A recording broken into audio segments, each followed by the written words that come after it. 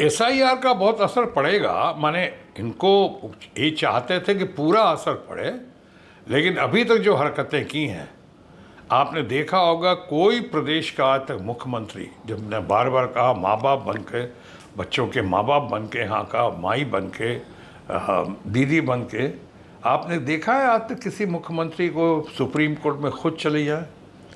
कोई गई है आज तक या कोई गया है आज तक इस तरह से?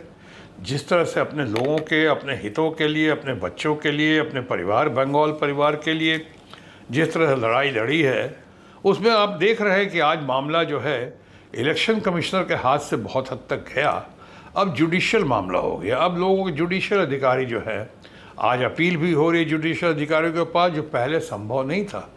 यानी इलेक्शन कमीशन के बारे में तो आप कह सकते हैं कि लश्कर भी तुम्हारा है, सरदार तुम्हारा है, तुम झूठ को सच लिख दो, अखबार तुम्हारा है।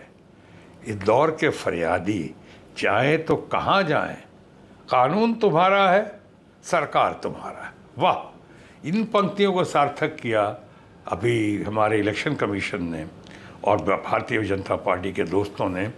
लेकिन सुप्रीम कोर्ट का आभारी हूँ और हम सब आभारी हैं, और ममता बनर्जी जी का भी बहुत ज़्यादा, कि उन्होंने इतनी पहल की, ऐसी पहल की, इतनी ज़ोरदार अपील और इतनी ज़ोरदार दलील पेश की वहाँ पे, कि आज मामला जो है जुडिशरी देख रही है, बहुत चीज़ों पर काबू हो चुका है, बहुत चीज़ों पर लगाम लग चुका है, जिसमें आपका वो कार्ड भी है, अपना जो आधार कार्ड भी है, उसको भी नहीं मानना सुप्रीम कोर्ट।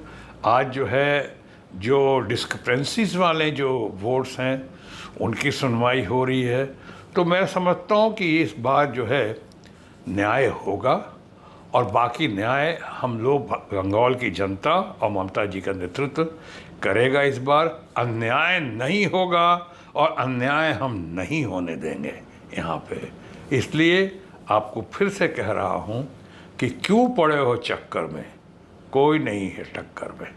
मैं कह सकता हूँ कि ये तो उन्होंने खुद ही साबित कर दिया है कि वो हार रहे हैं, बौखलाए हुए हैं, घबराहट में हैं, डेस्परेट है बुरी तरह से, और लग रहा है कि अगर हमको बंगाल किसी तरह जीत जाए, नहीं तो पूरे देश में मुंह, इस मामले राजनीतिक दृष्टिकोण से मुंह काला हो जाएगा।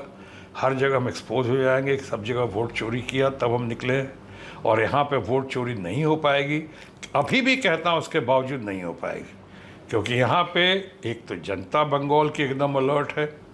बंगाल की जनता अपनी अस्मिता का, अपने स्वाभिमान का बहुत ध्यान रखती है। बंगाल की जनता का जिस तरह से ममता दीदी ने ध्यान रखा है, जिस तरह जितनी योजनाएं आज भारत सरकार लेकर आई है, उसमें से 90% से ज़्यादा योजनाएं तो बंगाल से ही कॉपी की दिखती है यहाँ पे। चाहे स्वास्थ्य साथी हो, चाहे कन्याश्री हो कि रूपाश्री हो, हाँ, जितने सारे यहाँ की योजनाएं हैं वो आप साफ दिखता है कि यहाँ से वो किया। तो बंगाल में जो मैंने शुरू में कहा था, सही मायने में ममता जी यहाँ की माँ बाप हैं, यहाँ के लोगों के, यहाँ के बच्चों की माँ हैं, बहन हैं, दीदी यानी पूरे विश्व में अब एक ही दीदी हैं। दीदी का मतलब ममता दीदी।